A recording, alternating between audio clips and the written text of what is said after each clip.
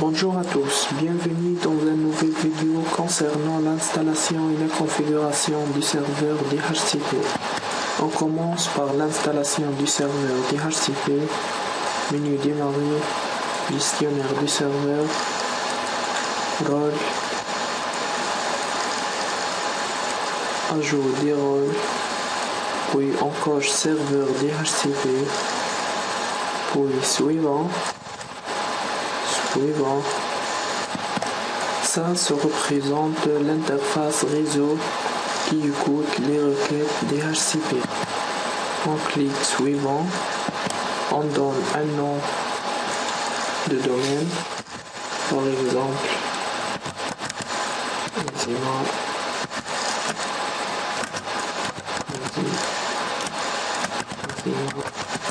études. Puis on donne l'adresse IP du DNS.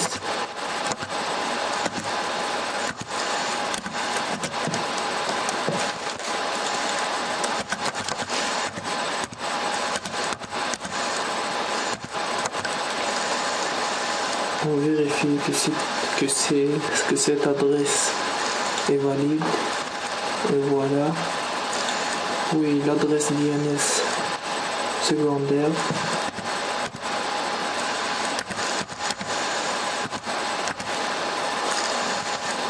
Puis suivant. Ici, on n'a pas le serveur Wins, donc c'est pas la peine de le configurer. Clique suivant.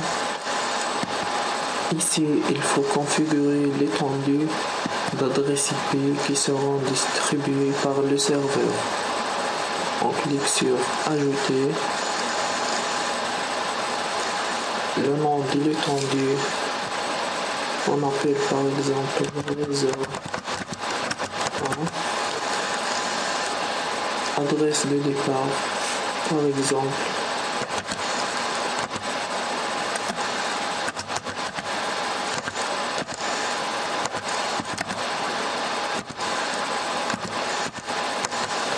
192.168.7.1, l'adresse IP de fin 192.168.7.200 par exemple. Ici c'est une adresse de classe C.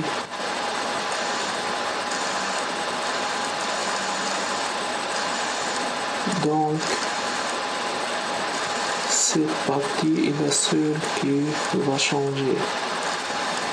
La masque de ce réseau 255, 255.0.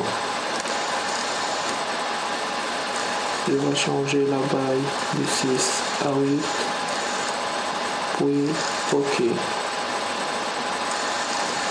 Et voilà, la nouvelle étendue est créée. Ça représente la plage d'adresse qui va distribuer par le serveur DHCP. Puis on clique suivant.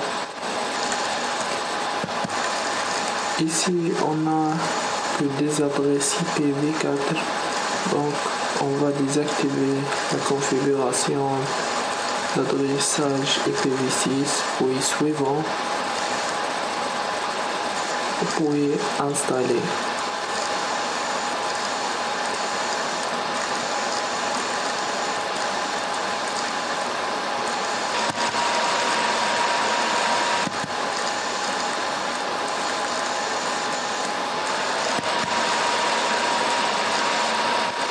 Bon, ici l'installation est terminée, mais avec quelques erreurs, pas de problème.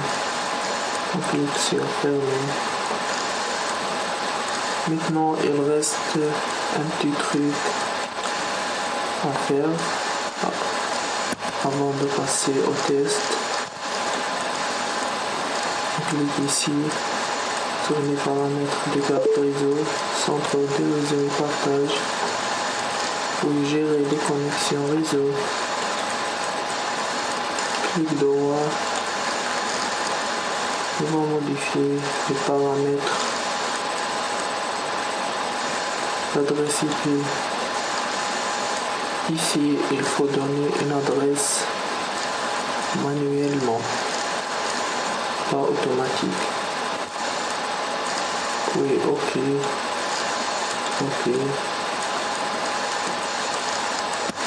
Et c'est fini pour l'installation et la configuration.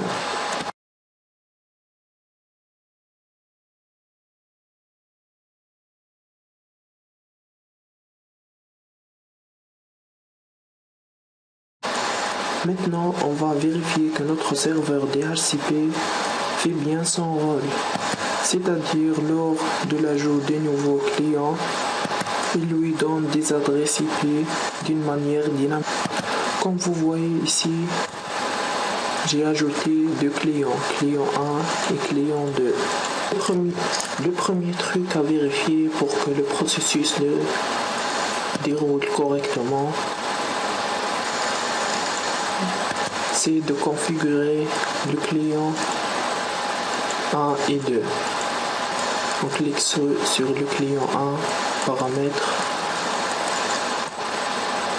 puis réseau, on vérifie que c'est en local seul. Pareil pour le client 2, paramètres, on vérifie.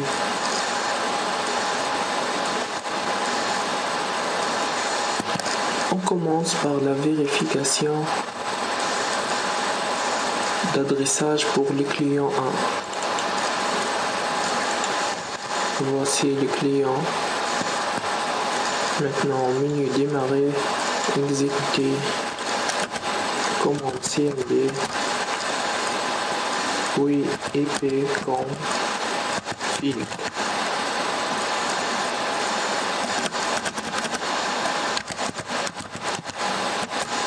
OK. Et voilà, l'adresse IP de cette machine 192.168.7.1. Elle appartient à la plage d'adressage de notre serveur DHCP. Maintenant pour le client 2,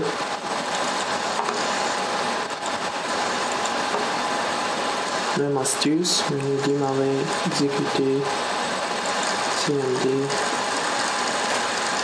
IP, config, entrée, et voilà l'adresse IP du client 2, 192.168.7.2. Bien sûr, il est différent aux adresses du client 1 ainsi qu'elle appartient aux plages d'adressage de notre serveur DHCP. Comme ça, on a vérifié que notre serveur DHCP fonctionne correctement.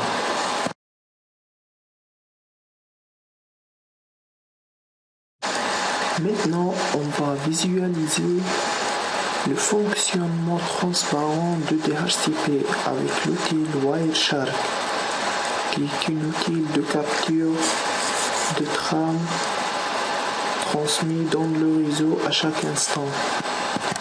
On commence à ouvrir l'outil Wireshark dans notre interface client.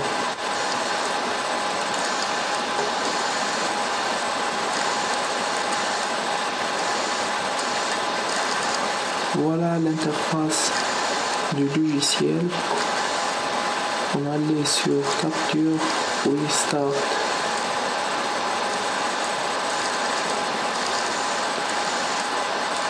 On revient aussi à notre serveur, on lance l'application,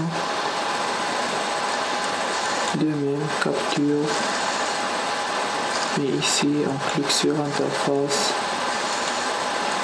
on coche les deux puis Start. Maintenant on revient à notre client, on lance l'invite MS-DOS, puis on va libérer l'adresse IP qu'il lui a donné le serveur DHCP. Pour libérer l'adresse IP, on utilise la commande IP config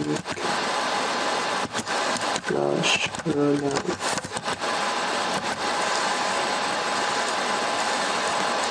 Ensuite, pour renouveler l'adresse IP, on utilise la commande IP config /renew. Entrée. On revient à notre logiciel de capture de trame. On remarque ici le protocole, le nom de protocole ici DHCP, un DHCP request, ici un DHCP équipement. Bien sûr, on a dans l'interface client, ce sont les trames envoyées par le client vers le serveur. Par contre, dans l'interface de notre serveur, on va arrêter les captures pour visualiser ici un DHCP request et un DHCP équipement. Ce sont les trames transmises du serveur vers le client. Et comme ça, on a visualisé le fonctionnement interne du serveur DHCP.